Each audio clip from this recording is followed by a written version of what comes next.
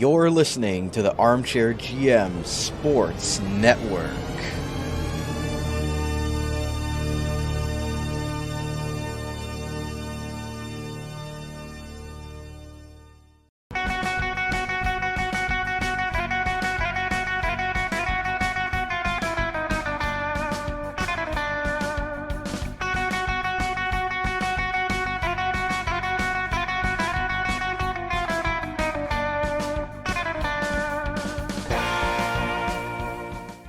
Time to sharpen those swords. You're listening to Sabres Semantics, a hard-hitting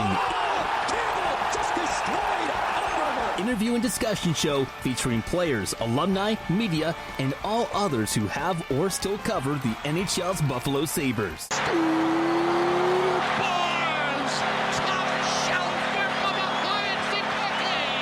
With interesting stories from the past and current objective analysis, this show is sure to provide an entertaining and unique perspective for both Sabres and hockey fans alike. Oh, brother, we are not worthy! Exclusively on the Armchair GM Sports Network. Now, here's your host of Sabres Semantics, Brandon Caputo.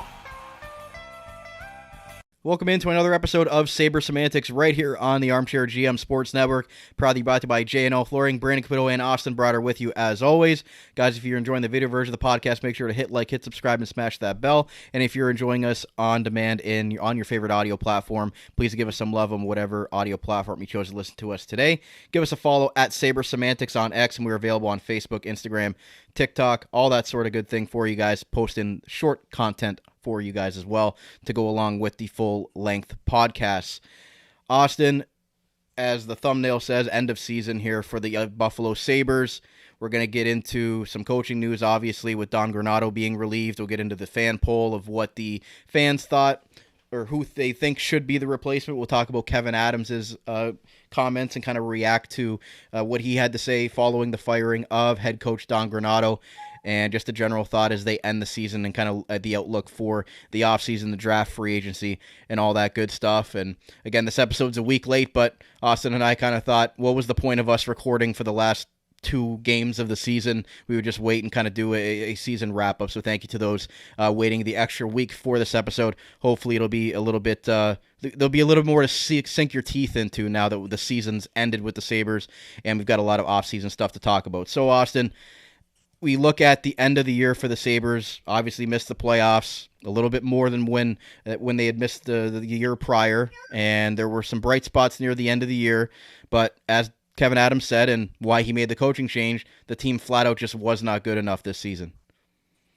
Yeah, straight up, they weren't good enough. It's kind of what we talked about all year. Perfectly, I'm not going to say mediocre because they weren't mediocre. They finished above 500, but like perfectly mid would be probably the best way to describe this team. Never really lost or had a long enough losing streak to really warrant change mid-season, but also never won enough in a row to make the push, right? So a step back from last year, and there's no way putting around it. Adam said it in his press conference, which we'll break down later, but it's just, you could see the way that the last 5 games went. You know, he lost to Detroit, had a lead on Dallas, lost that game in regulation, which ultimately straight up ended their season. And then, of course, you know, you beat Washington, who sneaks into the playoffs, but I just don't think Washington's really a very good team. You know, you take Florida to overtime, end of the year for Florida, but Florida was still battling for something, so like you were still getting Florida's best effort. You take them to overtime, and then in a game that didn't really mean much for Tampa Bay, but again, still weird that they were dressing their like legitimate roster. They started Vasilevsky, which I thought was a bit interesting, and you beat them 4-2. It's just that embodies the Sabres season. It's just, we'll lose a couple in a row, but then we'll make up for it by winning a couple in a row. It never snowballed out of their control, but they also never got over the hump. So it's just, it was time. We talked about it plenty of times. Changes had to be made. I wasn't necessarily convinced this is the route they were going to go. I thought it was just going to be assistants, but Granato's gone. A couple of assistants are gone, and I think, nothing against Granato, he's a very good guy, and he's a very good developmental coach. The Sabres said it.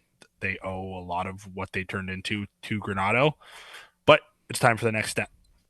We'll get into Don Granato and the firing of that and more with our Twitter poll as we go on. But Austin, I kind of just want to take a look at what the season was for the Sabres.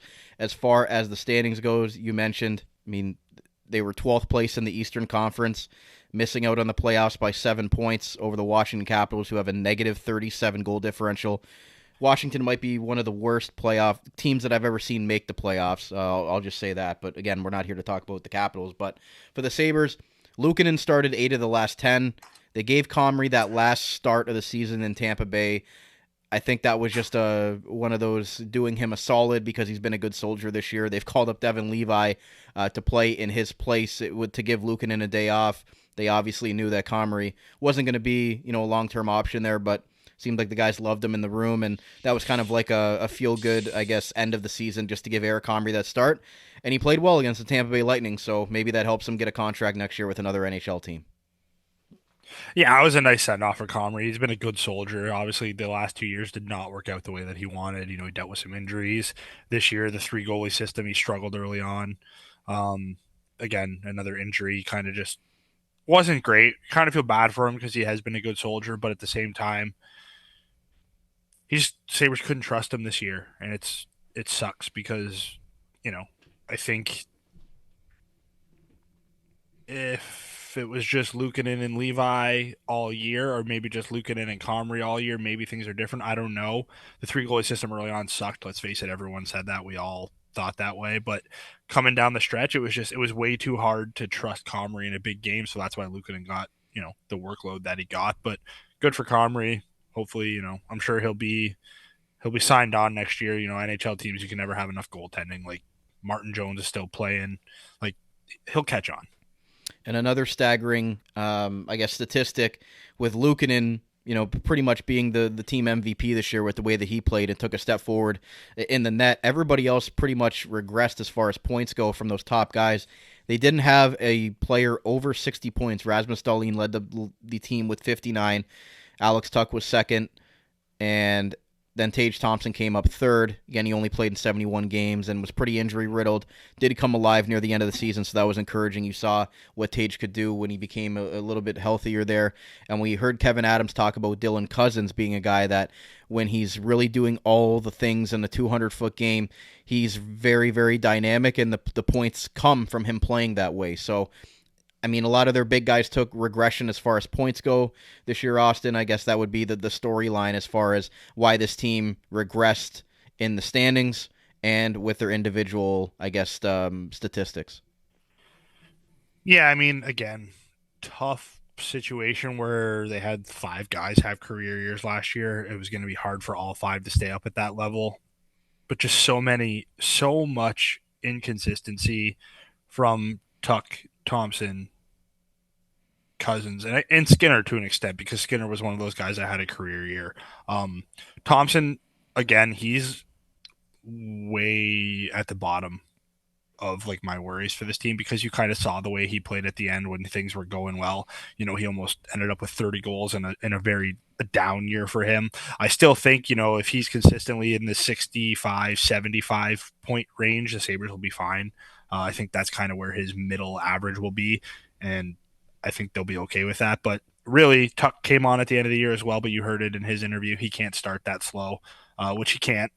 But really, despite a great season from an 18-year-old Zach Benson and JJ Peterka really stepping up, scoring 28 goals, and even to an extent, he was injured most of the year, but Jack Quinn played really well when he was healthy, and I think the Sabres obviously missed that, but just not enough from their big guys. And Cousins talked about how this was one of the most important summers of his life, and I agree with him. You kind of saw it in the last game when Dylan Cousins was playing extremely well against the Tampa Bay Lightning. He has it in him.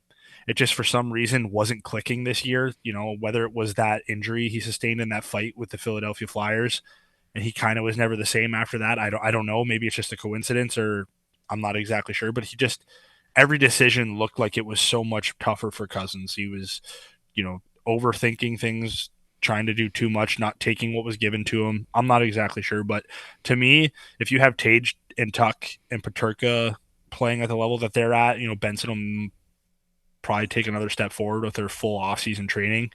prepping for an NHL season because now he knows he's a full-time NHLer. If Cousins can get back to somewhat of a level that he was at, I think that'll really benefit the Sabres. But to me, that's the guy that I'm looking at that was probably the most disappointing. And Casey Middlestat was leading the team in points before he was traded, 47 points for the Sabres before that big blockbuster trade was made at the trade deadline and brought in Bowen Byram.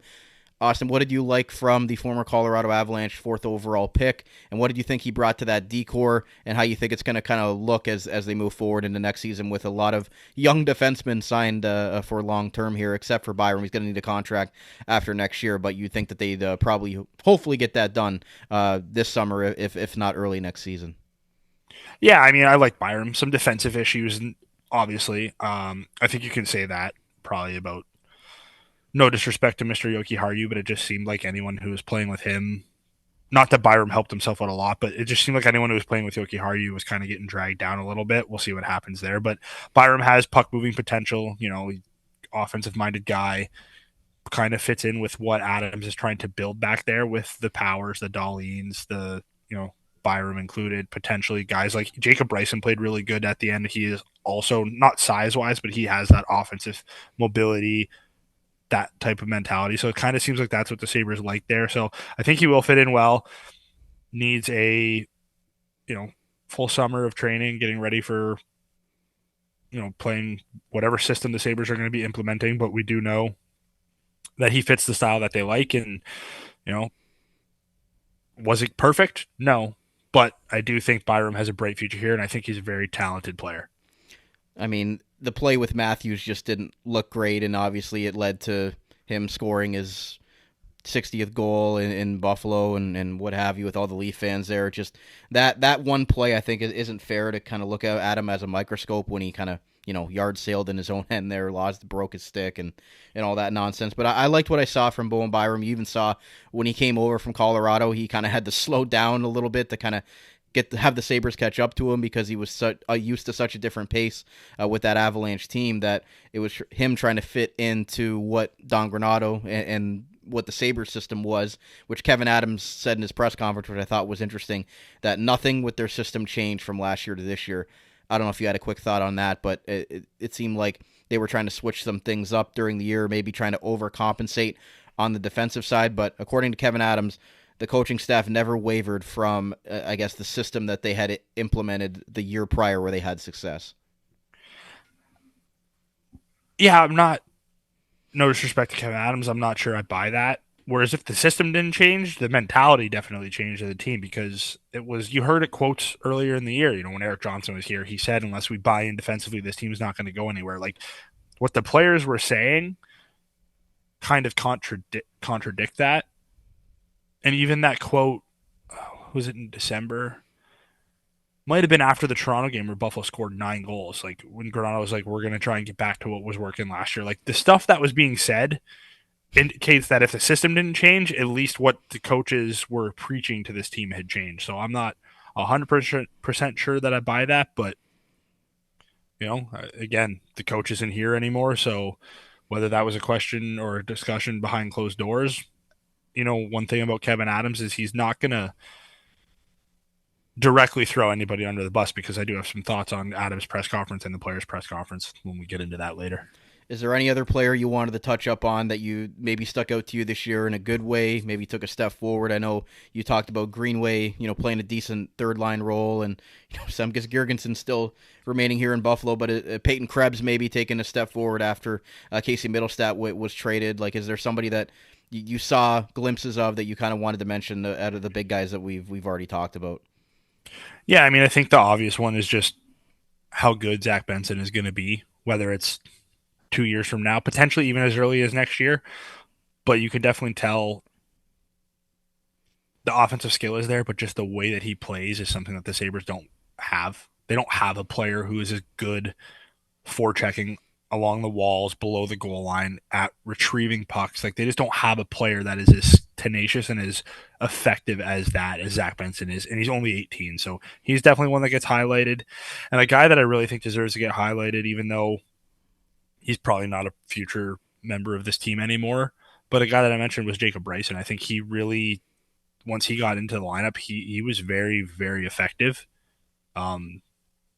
envisions kind of what I think Ryan Johnson might be able to do next year, which is be that seventh defenseman and potentially play some meaningful minutes. I thought Bryson definitely deserves some credit there, even though I don't think he's a huge member of this team, but just wanted to give him a shout out.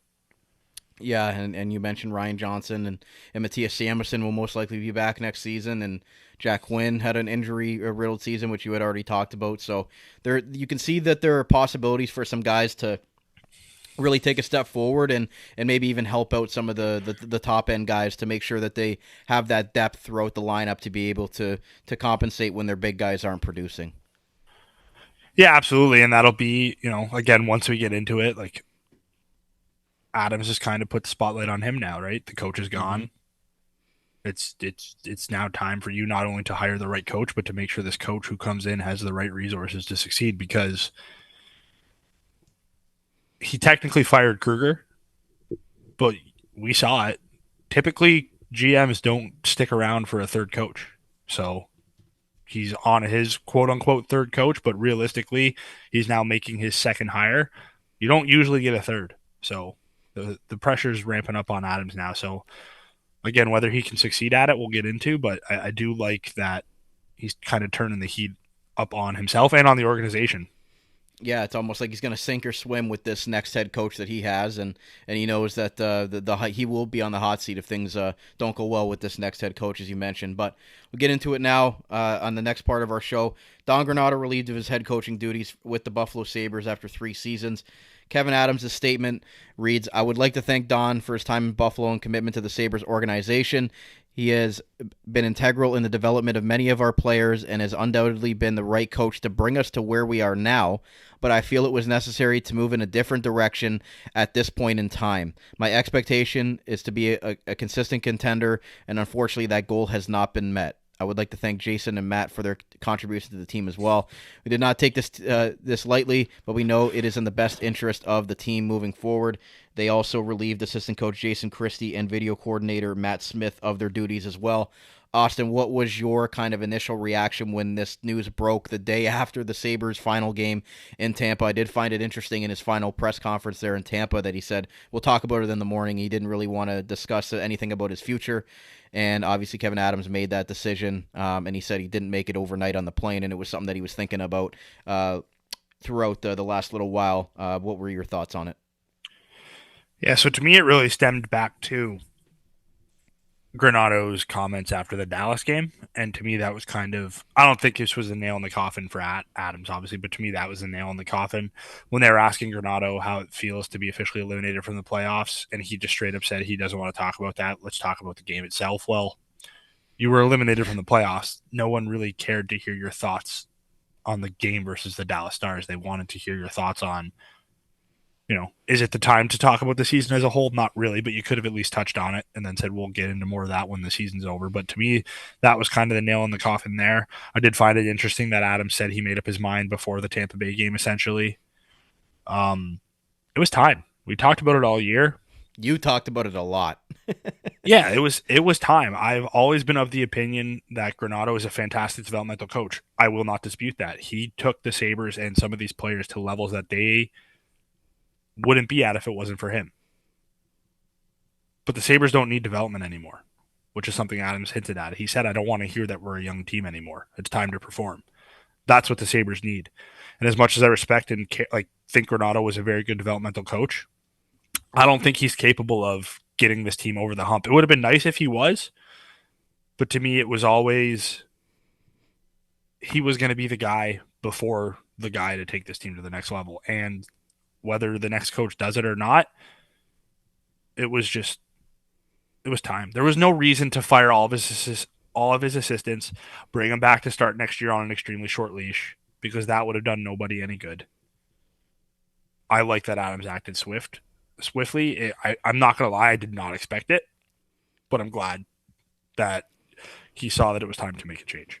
Another guy that was in the fire was Matt Ellis, assistant coach, and it seems like he's going to be moving into a different role within the organization. He wasn't a part of that initial firing, but I think they like what he brings from a developmental standpoint, and as long as they move him into a different role, I think you're okay with that, but as long as he wasn't running the power play, because we saw how much that regressed this year, and again, that doesn't fall completely on his shoulders, but the players as well got to be held accountable, and Don Granato, I think that was the big thing that when we listened to Kevyn Adams' press conference here, Austin, was he talked about the players are craving to be held accountable, and they're craving for that part of it. I guess I don't know if that's necessarily a knock on Don Granato, but it seems like from those comments that maybe he wasn't the toughest coach that they could have possibly had, as far as really, making them getting on them, I guess, what you see with a lot of those old school coaches and what you see with those experienced coaches that we'll get into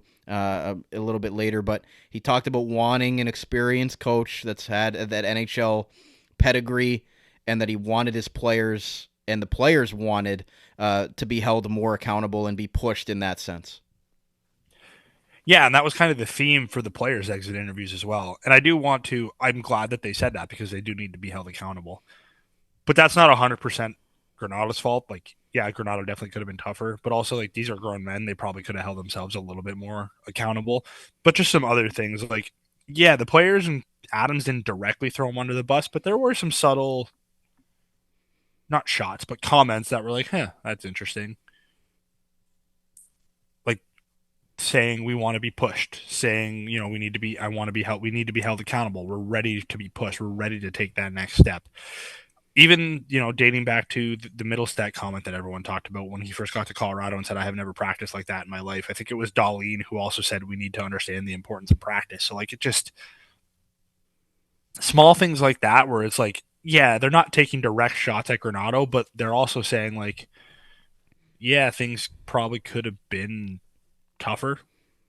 Like, I thought it was interesting that Tage Thompson pretty much implied, yeah, like, there probably should have been nights where some of us stars should have been sat up in the press box, and it just didn't happen, because I don't know. I'm not going to say that's not Granato's style. I don't know him well enough, but maybe it wasn't. The Sabres the players clearly liked Granato. I don't want anyone out there to think that they didn't. Like, they clearly liked Granato. They clearly respected him, but I think it got to a point where they knew who he was. They knew, like, I know it's new age players and you do need to connect with the players, but at the same time, while connecting with the players, you still need to be able to, like, push them, get on them when they need to be, you need to be a little bit stern with them sometimes. Not saying that Granato is not, but, like, I don't want to sound like an old man, because I know it's not the greatest, but, like, and there were times when they needed it. There was some of those top guys, yeah, they needed to be held accountable at points in this season. Yeah, like, you're telling me, like, Tortorella is a good example of, again, he's not a candidate for the Sabres head coach because he still coaches Philly, but I think he's a good example of a guy who will do that stuff, but has also learned to evolve and to not be like that all the time. So I think it's just like, yeah, it was time for a change. Like, it wasn't working. The Sabres took, multiple steps back. Granato, did his voice fall on deaf ears? I don't think so. I don't think it was like back when Lindy Ruff first got fired from Buffalo, where his voice had just been the team's, like, for so long that they tuned it out. I don't think they tuned Granato out. I just don't think that they understood the magnitude of what was being put on them this year. And I don't necessarily think Granato maybe fully understood it either, because they all seemed to be a little bit shocked that the fans were demanding more.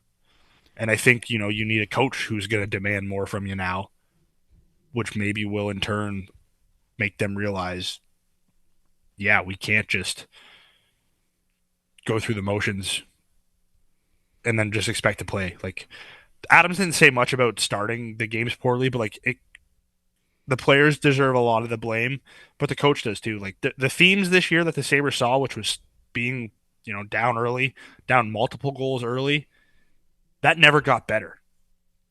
And to me, that is an indictment on the coaching staff. Not 100%, but that is an indictment on the coaching staff. The power play never really got better. To me, that is an indictment on the coaching staff.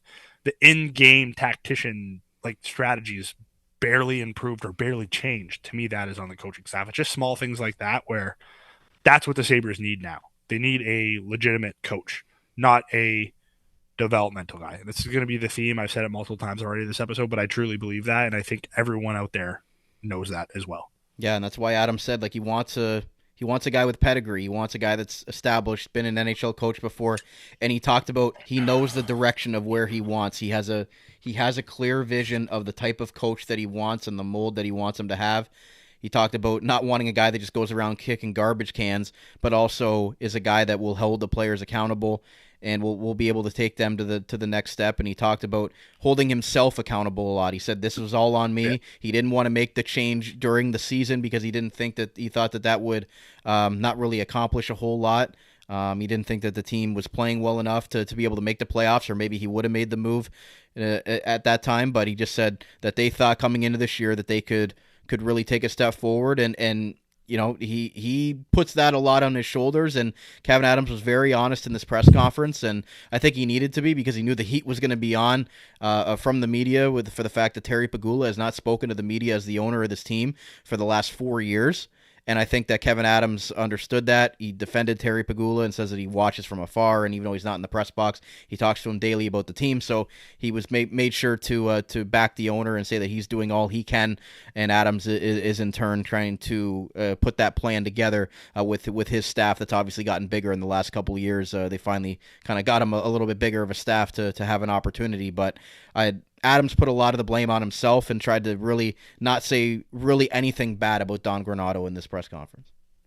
Yeah, because I honestly don't think there's a lot bad to say about Granato. I think he's genuinely a good guy. The guys like being around him. He was very good at his job. I just don't think he is the right guy to take this team to the next level, which obviously the Sabres don't either.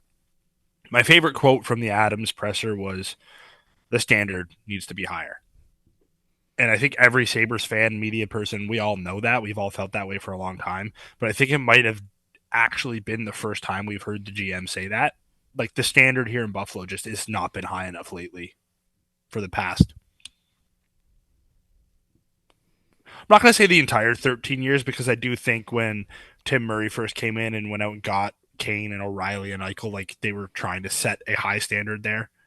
So I'm not going to say for the last 13 years the standard has been a joke, but like it's consistently for the last 13 years the standard just hasn't been high enough. What has been acceptable? Like, looking back on it, last year was a lot of fun for Sabres fans, but the fact that we look at that as a positive season, missing the playoffs by like 1 point, yeah, the standard definitely needs to be higher. So I'm glad Adam said that, but now it's on him, like I said, to go out and raise that standard. What are you going to do to make sure the standard is higher? It starts with this head coaching hire. I'm very interested to see how this plays out. I have some people in mind that I think everyone knows the names that are in mind. I think one of them is a complete pipe dream. Obviously, you know, I don't think Rod Brindamore is coming to coach the Buffalo Sabres. I don't think majority of fans think that that's a real possibility. It would be very nice. Obviously, if Carolina for some reason lets him go, he skyrockets to the top of every coaching searches list. But, you know, the names that have been out there, they all have flaws, but they all have positives as well. So it's really on Adams to make the right hire and then to go out there and prove that Adams has been a very good drafting GM. He's replenished his prospect pool. He's identified some really strong young core around, but now it's time for him to build the roster out to turn it into a successful playoff contending roster. So he's putting it all at his own feet. I think he's going to, he's putting himself in sink or swim mode. I think he's going to swim. I do want to stress he's not perfect, but I do think Kevyn Adams is a very solid general manager. I'm sure, people have wavered on that, which I don't blame them because this year was a disaster, but I do think in the long run, Kevyn Adams will do the right thing and make the right hire. So before we hit the break, Austin, Don Granato's tenure as the Sabres coach, the 3 years that he was there as the full-time head coach, taking over for Ralph Kruger when he was the associate coach. His win percentage is .506. His win per season, 37.6. Losses per season, regulation, 36.3. So I guess what would be, like, it's been a pretty average tenure for Don Granato. What would be kind of your assessment on when you'll look back on his 3 years here as the Buffalo Sabres head coach? I mean, it really depends on what happens in the next few years, but I do think he is the coach that has helped turn guys like Tage even Dahlin. Dahlin was a very talented player. We all know that. He was one of the best defensive prospects in the last couple of decades. But Granato is the coach that has unlocked something in some of these guys. So I do think when you look back at this team, if this team does get things done, Granato definitely deserves a lot of credit for helping some of these young kids realize what their potential is. Setting the foundation. Yeah, to an extent. I do think, Tuck is who he is. He was always a good player. Skinner was always a talented player. But, we never expected Tage Thompson to be a consistent 30-goal threat. Now he's potentially a superstar in the league. We knew Dahlin was talented, but it just Granato was the one who kind of took the shackles off him and let him become what he is. Guys like Jack Quinn and JJ Peterka, young guys that I don't know if they would have gotten the opportunity that they got as rookies if Granato was not the head coach. If somebody else was coaching, I don't know they get that opportunity. So I do think if this core works out, Granato will deserve, rightfully so, a lot of credit for helping those guys kind of realize what their potential is. A good man, well respected. The few interactions I had with him was very thorough in his answers and seemed like a genuinely a good person that people want to root for. So we wish Don Granato the best in whatever his next step is. But again, I think it was time to get moving forward with the next head coach that's going to take this team hopefully to the playoffs. But Don Granato, obviously, as Austin just said quite eloquently, that he's definitely done some good things with some players here that will have a lasting impact on the Sabres moving forward. So with that said, we're going to take our break on today's show. We're going to come back. We're going to talk about our Twitter polls, look ahead to possible coaching candidates, and our outlook for the rest of the offseason with the draft and free agency. I guess early thoughts on what the team will look at. So stay right here. We'll be right back on Sabres Semantics, right here on the Armchair GM Sports Network, proudly brought to you by J&L Flooring. J&L Flooring is Niagara's specialty flooring and design company. They take great pride and provide elite customer service and support. With a beautiful showroom, great pricing, and a wide variety of truly unique products, J&L Flooring is your specialty flooring and decor boutique shop. All of their products are environmentally friendly and responsibly produced so you can feel good about your flooring choices. Their goal is to build authentic relationships based on honesty and integrity that they foster with respect and authenticity. Offering a unique and wide range of quality products presented by a knowledgeable and patient team, they simplify the process to make your life easier and to make your home more beautiful. Visit them at 4424 Montrose Road in Niagara Falls or find out more at jnlflooring.com. If you think you can get a better deal anywhere else, you don't know Jack at JNL Flooring. Niagara Golf Lounge features 2 state-of-the-art indoor golf simulators, allowing you to play some of the world's best courses all year round. The perfect place to indulge all season long. Don't worry about getting thirsty while you play around with your friends. Their fully stocked bar offers a wide selection of drinks, appetizers, and a variety of meals are also available to enjoy before, during, or after you play. Grab a seat next to the fire in their comfortable sports lounge. Didn't bring your clubs? No problem. They have partnered with TaylorMade to offer you the best rental clubs. You won't want to miss their exclusive NFL and NHL giveaways for the Buffalo Sabres and Buffalo Bills. Located in the Best Western Plus Cairncroft Hotel, 6400 Lundy's Lane in Niagara Falls. Visit NiagaraGolfVacations.com to learn more and to reserve your golf bay today. The Niagara Golf Lounge, Niagara's home for golf and sport all year round. In the Niagara region, Global Pet Foods is your destination for premium pet nutrition and caring expertise. Whether you've welcomed a new furry family member or need advice on top quality nutrition, their dedicated staff is ready to help. Discover why Global Pet Foods' lesser-known premium brands outshine the big corporate names. Their team's passion ensures your pet's health and vitality. Check out one of their locations today, 3643 Portage Road in Niagara Falls, 160 Highway 20 in Font Hill, or 400 Scott Street and 344 Glendale Avenue in St. Catharines. Global Pet Foods, where premium brands and caring staff make the difference. Are you looking to hire? Let the Niagara Employment Help Center save you valuable time and money by making your hiring process easier. Their services include free job postings in-house and on their website, fill job vacancies quickly and efficiently, access to a bank of potential employees, reduce employment costs, and financial incentives may be available to offset the cost of new hire training. Check out the website at ehc.on.ca or call 905-358-0021 for more information. The Niagara Employment Help Center, helping people find work since 1983. You're listening to the Armchair GM Sports Network, the Niagara region's best local source for North American sports podcasting coverage. By sports fans, for sports fans.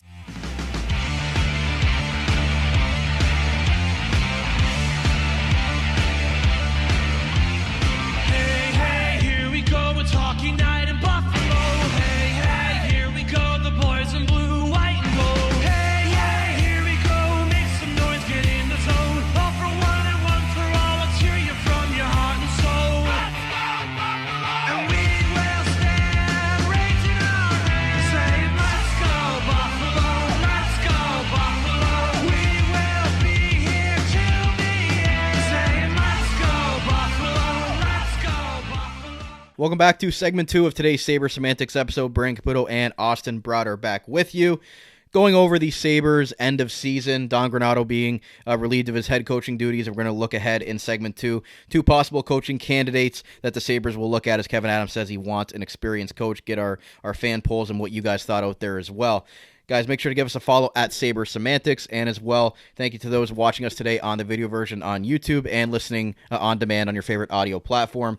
Give us a follow on Facebook, Instagram, TikTok, all that good stuff. You guys are into all that social media jazz. Before we get into the second part of the show today, we're pleased that we've made the top 10 of the Niagara region community votes. We're in the top 10 here, trying to get into the top 3. Top 3, obviously, are the winners. So I'm going to put the link in the description of this video, and if you guys want to go give us some love there, one vote per person, and it's open until the beginning of May. We're nominated in the local entertainment portion of the nomination. So really appreciate anybody's support that wants to go and give us some love there as we look to get in the top 3 and win that award for the first time. So, Austin, we talked a lot about what this season was in the first part of today's episode. Now we're going to kind of look ahead now that we've talked about Kevyn Adams and Don Granato. Going to look ahead here with the fan polls. Now, I did forget about the one fan poll, and I didn't pull it up on the screen, but it was the reaction to the Sabres firing Don Granato. Right decision, wrong decision, or depends on replacement. Right decision was 72%, 22% goes depends on replacement. Only 6% thought it was the wrong decision. So I think most of Sabres fans and people from around that do cover the team, sounds like it was just a change that needed to happen, and they need to look ahead to their next head coach. I'm not really surprised that it was 72%. I actually thought it would be higher. Yeah, I think obviously the caveat here is there are some people who are worried about the Sabres making another head coaching hire, which, fair. I will not argue against anyone who says they're worried about that because It's now their 8th. yeah, so obviously if that caveat wasn't in there, it probably would have been 95-5. It was the right decision. We already highlighted it. It was time. No question about it, and most people, share that same opinion.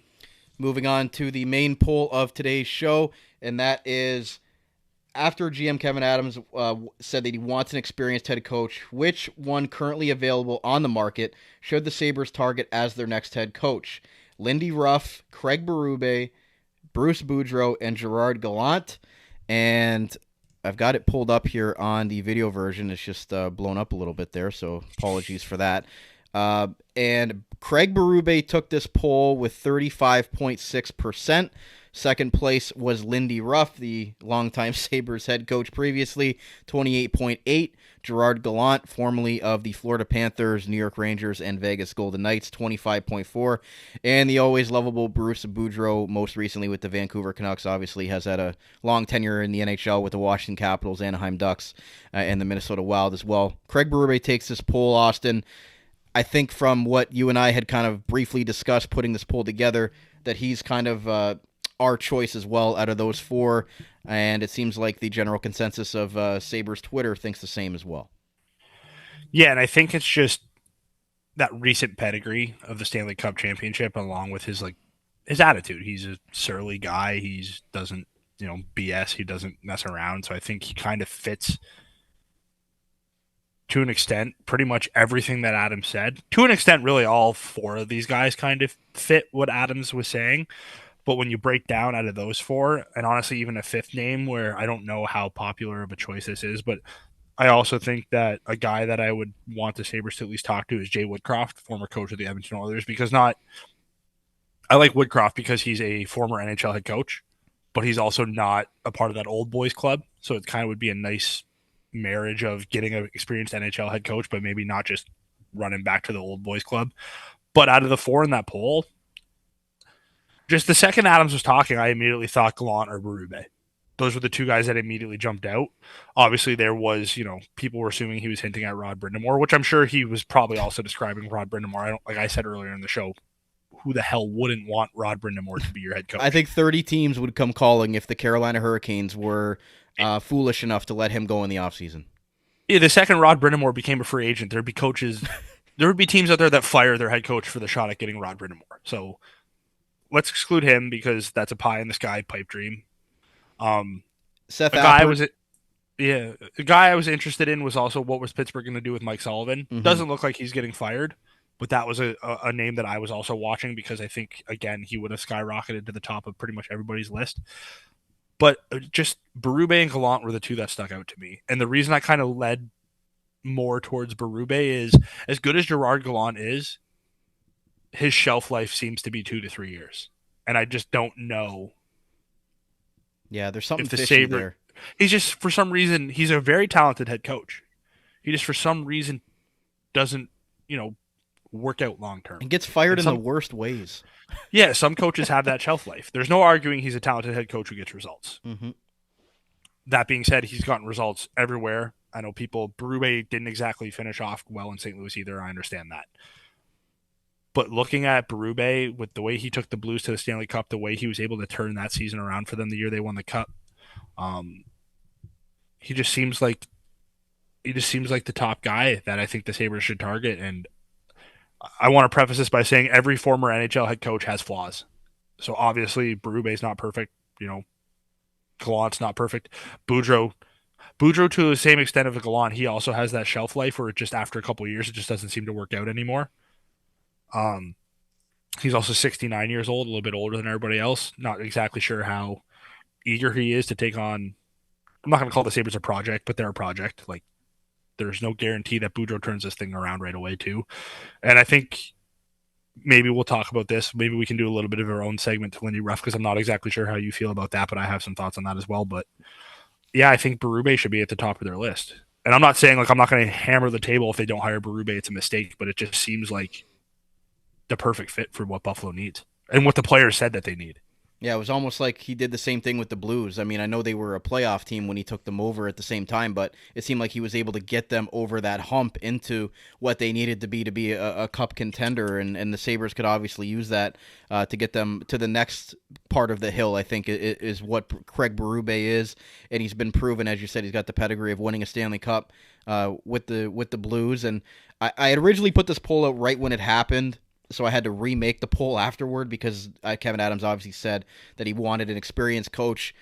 I brought up Seth Appert there quickly just for the fact that there were people that wondered if he was going to get a look. He has been behind the Sabres bench a few times this year and obviously has done a good job with the Rochester Americans, but it seems like this is not the time to go for another first-time head coach in the National Hockey League that they just did with Don Granato. So I don't want this to be a slight on Seth Appert. I think he's done a good job, but it just seems like they don't want to go in that route, and I don't really necessarily blame them for not wanting to go with another first-time head coach.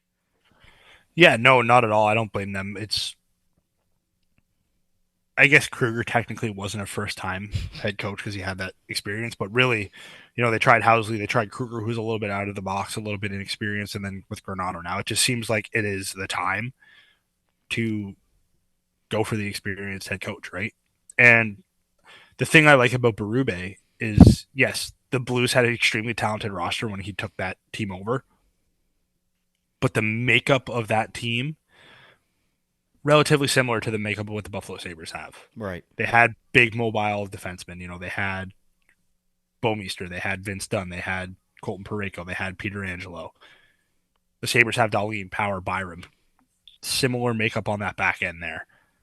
So I think it's time for an experienced head coach. Like I said, anyone you name, I've gotten to the point where I almost don't care who Adams hires, as long as he gives that coach all the resources to succeed. I think any experienced head coach could really help this team get to the next level. But Berube just keeps sticking out to me there. Appert, I would. It depends on if you would want this. I wouldn't be against promoting him to the assistant coach next year and let him maybe take a chance at running the Sabres power play. I think he's earned a promotion if he wants that promotion. But I wouldn't mind seeing Appert as one of the assistant coaches next year. Out of the three guys we talked about, Bruce Boudreau has coached 1,087 games, 600 wins in the National Hockey League. Craig Berube, 543 between the Flyers. That tenure didn't go great for him, but then when he came over with St. Louis, up until he was fired, they had made the playoffs every year before that, I believe. I think they missed the playoffs in 22-23, and then he was fired 28 games into last season.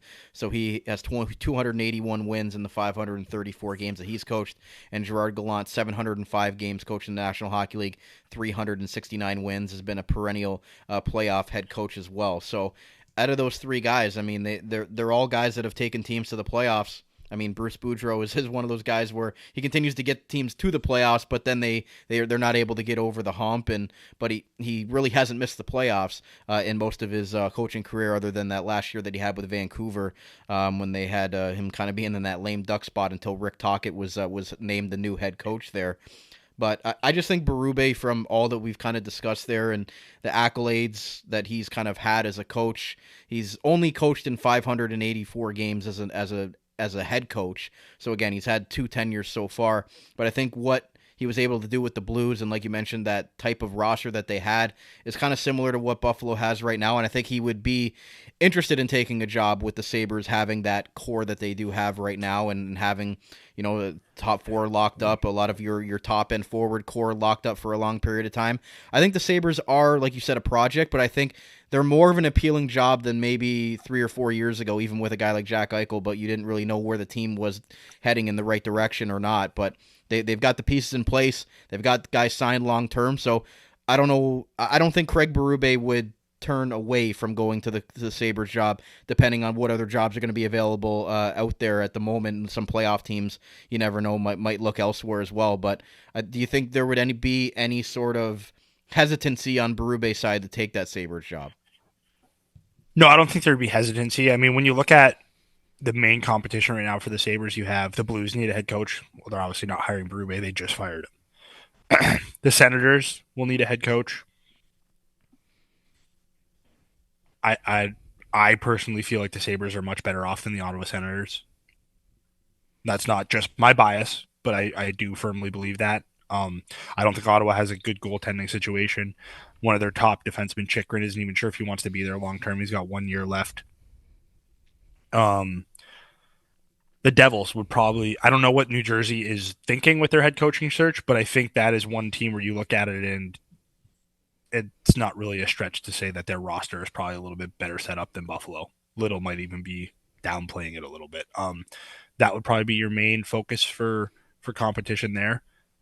But if you look at it, if you go in wanting one of Berube or Gallant and say New Jersey hires Berube, you can always circle back to Gallant or vice versa.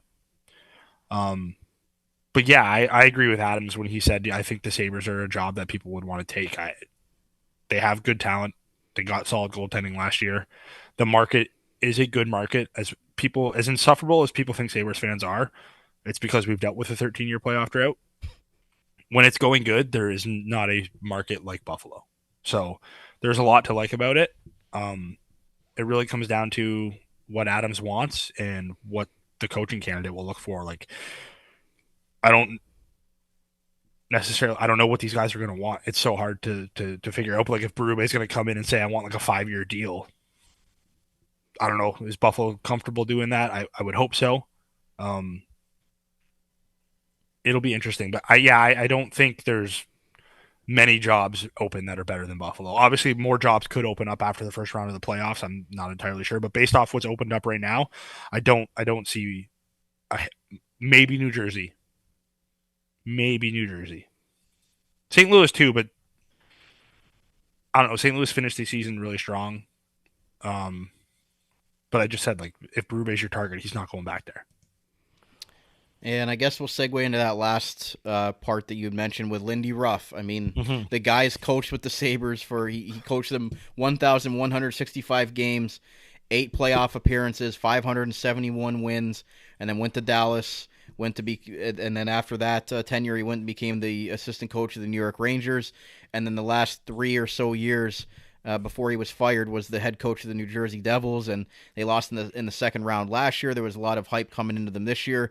Jack Hughes started off the season on fire and then got injured, and the Devils really just spiraled out of control and went from a team that was everybody had expected to come out of the East to a team that missed the playoffs and decided to move on from Lindy Ruff, a guy that was pretty much a Jack Adams candidate last year. So what are your thoughts? Because obviously the nostalgia is there with Lindy Ruff, and there's all those people posting that clip of him at practice going nuts on Vanek and Pominville and saying we need that type of coach back. But again, we talked about Craig Berube being our choice out of that list. Why would you say Lindy Ruff, might not be the right choice at this time? Although we'd be happy to have him back as far as the nostalgia goes. Why do you think that, there might be other better coaches at this time for this franchise? So my answer is kind of, I guess, threefold. One, nostalgia-wise, I think I just want to remember Lindy for what he was. Like, if Lindy Ruff comes in and doesn't turn the Sabres around, he kind of ruins that lore of Lindy Ruff being, like, one of the faces of the Buffalo Sabres franchise. Don't get me wrong, if he comes in and makes the Sabres to the playoffs and somehow gets that team to win a Stanley Cup, he becomes... I can't even think of the biggest legend in the Buffalo Sabres, but that's what he becomes. But to me, it's just... Look, if the Sabres hire Lindy Ruff, I'm not going to be mad at all. But I think he should be your third, fourth option. Like, I think what I think here is, if Buffalo doesn't hire Lindy Ruff, are any of these other teams calling the Ruff? Like, do you honestly think that another team is going to hire Lindy Ruff? Take the Sabres out of it, do you think he gets a job next year? I personally don't, which I think is the second reason why I'm like, don't hire this guy, because I don't think the Blues are calling Ruff. I don't think the Senators are calling Ruff. I just can't see him being that hot of a commodity, so I can't get behind the Sabres targeting him as their number one target to take over this team again. Yeah, so you would say it would be the Sabres or nothing if for head coaching. Obviously, he would get a job as an assistant, but I saw something floating around X, Twitter, whatever you call it these days, and it was Cody Rhodes with Lindy Ruff's face on it that said "finish the story," and I just started laughing because, that would, again, for nostalgia purposes, it would be cool to see him come back. They haven't made the playoffs since he was the head coach the first time in his tenure with the Sabres, but as you mentioned, like I just don't know if that's going to be the guy that is going to be the one to put you over the top. Is he able to get this roster that they have right now currently? We've seen him do it in the past, but with this current Sabres roster, is he the guy, and would he be number one on your list? I don't know if I'm GM Kevyn Adams, where Lindy Ruff kind of fits there, because, again, they have a previous relationship. Kevyn Adams was a coach under Lindy Ruff, even though he wasn't his exact hire. I don't know what the relationship is there with those two guys. Obviously, Lindy loves the city of Buffalo and still has a soft spot for the Sabres. But at even this point in his coaching career, does he want to come back and coach even? I think there's a lot of factors and a lot of things that would have to align for that to kind of happen. And I think it would have to be for the Sabres to miss out on their top two, which would, at this point, I think would be Gallant and Berube. Yeah, and I just keep coming back to, like, if you don't call him up, does another team call him up? And I just can't picture it. I can't picture another team calling up Lindy Ruff, wanting him to be their head coach immediately. And that's not to say Ruff's not a good coach. He's a very good coach. He's had success with Buffalo, with Dallas, with the Devils. Granted, it didn't work out for the Devils this year. I don't necessarily think this year was Ruff's fault. I think the goaltending was just so atrocious. Disaster. But I just can't, I can't get over the fact where it's just like, there's better candidates out there. I know Sabres fans want it, but is it the logical thing, or is it your heart more than your brain at this point? Yeah, I think it's more people's hearts than their brains. And again, he's a good coach. I'm not going to be upset if he ends up being the Sabres guy, but at some point, the nostalgia just can't. I'm not going to say Ruff would only be hired for nostalgia purposes. Again, he wouldn't. But at the same time, it's just, I don't know. I have mixed feelings about Ruff, not as a coach, just the whole concept of it in general. I think Gallant is a better option. I think Berube is a better option. Now, I do think Ruff is a better option than a guy like Boudreau, wholeheartedly. If Luukkonen was on the Devils this year, the Devils were in the playoffs. I know Hamilton got hurt and that kind of derailed a lot of things for them, but the Devils had a talented roster. But it's just, yeah, if Berube doesn't want to come here and he goes somewhere else, and for some reason Gallant gets hired and goes somewhere else too, and it comes down to it, and you really want that experienced guy, I have no issue calling up Lindy Ruff, but I think he's got to be your third, fourth, maybe even fifth call. He shouldn't be your first or second, in my opinion. That's it. That's kind of where I stand. Why I'm not going to be mad if he's hired as the head coach, but I'm also not going to be like, man, they knocked this out of the park. Fair enough. And I mean, like you said, if there was another coach, maybe like a Mike Sullivan or another one of those guys that were to become available maybe after the first round, I still think that Lindy Ruff is not going to be like their one or two on their list. I think there are going to be other guys, and that might hurt him as well. If some of these other experienced coaches get fired, he might go lower on the totem pole as far as the priority list. So as much as we'd love to see Lindy Ruff back, I don't know if this is the right time and this is the right roster for him to come in and really take them to the next level when he was here the last time they had made the playoffs. But before we wrap up, Austin, we kind of talked about the head coaches and things like that. So we heard Kevyn Adams say he does not want to put a timeline on it, but he's already begun the groundwork of getting a head coach hired. So again, we don't know when we're going to be back on recording another one of these episodes as far as the next couple of weeks goes. Hopefully they give us something to talk about. They hire a coach, but in the next month or so, as we kind of look ahead, obviously the draft's coming in June, and they're going to make some decisions in free agency as well. So do you expect them to make some big swooping changes from the roster standpoint early? I guess thoughts on that, or do you think it's going to depend on which head coach they eventually do hire? I think it'll depend on which head coach they eventually hire, and I do think a lot depends on the draft lottery, obviously. Like, if Buffalo, holds pat with where they are, if they somehow if they somehow win the lottery, obviously we'll have to talk about that because that'll be a whole thing in its own right. But, if they stand pat where they are, like, I wouldn't be surprised if that first round pick comes into play, like for maybe a roster move here and there. But yeah, I think a lot will depend on who they hire and what that coach envisions for this roster and things like that. But it is not an understatement to say this is the most important summer of Kevyn Adams' hockey career. Like, he's put all the pressure on himself. It started with the Middlestat trade. You opened up that hole in your forward group.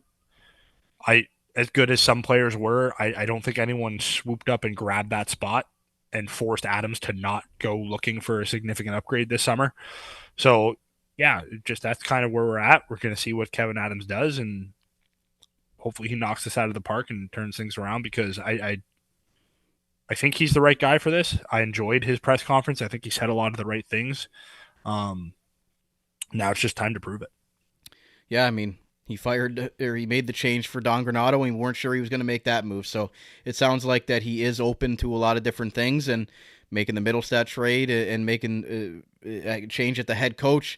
He notices that they do have to change something. They can't just come back with that same group, and we're happy that we were on the show earlier this year hoping that they weren't going to be running it back with the exact same roster, the exact same coaching staff, and it's definitely going to be different here for the Sabres. We'll see where they go with the next head coaching hire, as Austin mentioned. Unless something crazy happens with the draft lottery, we'll probably talk to you again when the Sabres do make that decision as their next head coach. Thank you to all those who've listened to us all season long. Some of the episodes obviously have been better than others as far as our mood and our enthusiasm when we're going through some rough times this season. But we thank all of you for tuning in to Sabres Semantics all year, and we look forward to continuing to grow this show on on the network going into the new year. So until we talk to you again next time, for Austin Broad, my name is Brandon Caputo, and this has been another episode of Sabres Semantics right here in the Armchair GM Sports Network, proudly brought to you by J&L Flooring, and we'll talk to you again very soon. You're listening to the Armchair GM Sports Network.